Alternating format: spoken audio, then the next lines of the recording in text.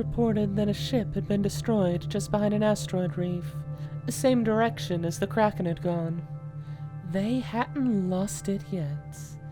Everyone still stood in position, and those who'd been hurt were being tended to.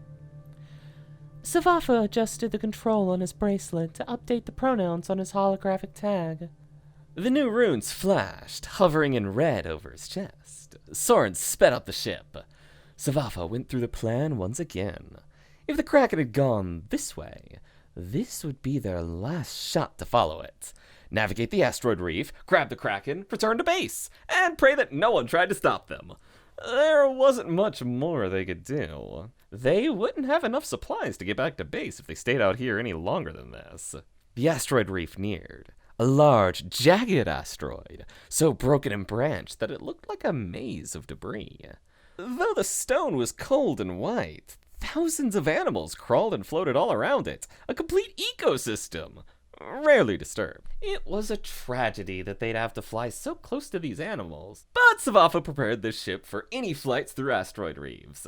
Njord's blessing would grant them safe passage. Careful now, Soren, Svafa said. He pulled out his notepad, preparing to note down any new species on the reef. Soren said nothing, his jaw clenched and his fingers tense. No one else dared walk near the control panel. A small green fish rushed past the sails as they twitched and turned with precision.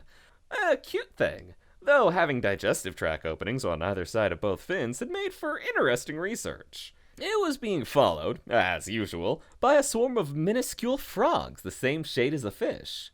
A common symbiosis around these reefs. Halfway, muttered Soren, shifting his weight and pulling back his shoulders. He snapped back to the control panel.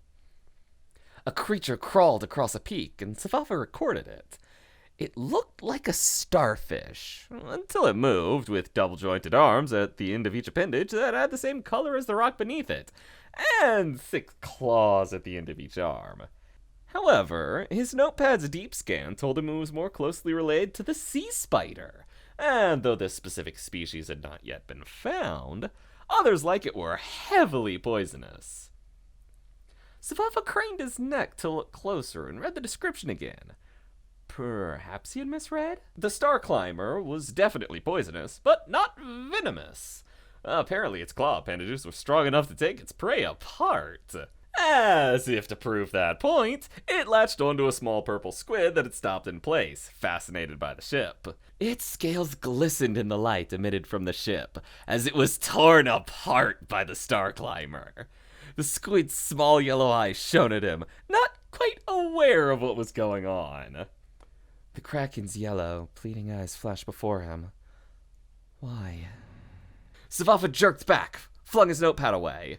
Soren jumped, grabbing the control panel. The ship veered starboard and hit the reef. Wood scraped against rock. Nearby creatures fled to safety. He steered the ship back on the safe path. Svafa picked up his notepad again, checking it for damages.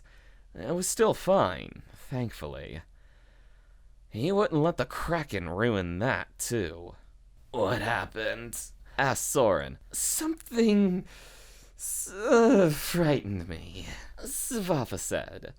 Soren chewed his lip, concentrating on steering the ship. Well, don't tell anyone else.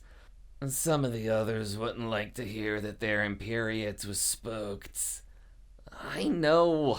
Svafa stowed the cloak in his coat again. But of the younger ones on this ship, you're less likely to tell everyone. Alvar only has a big mouth when he drinks, said Soren. Svafa let out a laugh. But he's always drinking. Soren raised his eyebrows as if to say, your words, not mine. I'll let you get back to steering. Svafa turned back after a few steps. Nice save back there. I know. Sitting down a bit further away from the control panel, Svafa rested his head. Why had the squid reminded him of the kraken? One was a small defenseless creature, and the other was that monstrous thing. Hunting kraken brought Vikings together, and without the great hunt, Fenrir might return. He had to be careful. Target is visible at 900 miles, called the Seeker, crackling over comms. This was it. Their last chance to catch the kraken. They approached the beast, and at half distance they slowed their speed. Everyone, in positions. Svafa spoke into his comm. The kraken was going to be in range in under a minute. Wait! Svafa said. Tentacles drifted through the air, each one detached from the body that lay lifeless on the dead ship. The blast marks on the squid matched those on the ship beneath it, and showed it had been shot after it was killed. A deep blue ship floated into view, 3 times as large as the vessel Svafa was standing on. He let down his visor. The man climbing down the side was unmistakable, though he hadn't even seen him before himself. A large mechanical claw protruded from each shoulder, and the insignia on his back was a single slash. His father had warned him of this man. A man who loved and was loved so ferociously he wouldn't die. Who slaughtered every ship that crossed his path. The man who killed Svafa's father. A star blinked out in the distance.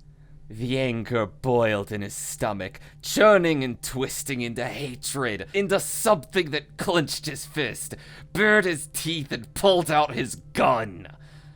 All his training, all his concentration unraveled as he raced to the bow of the ship. He began to chant under his breath. I have waited for this day, on baited ship with bated breath. My festering hatred boils away. I'll tear you to your death!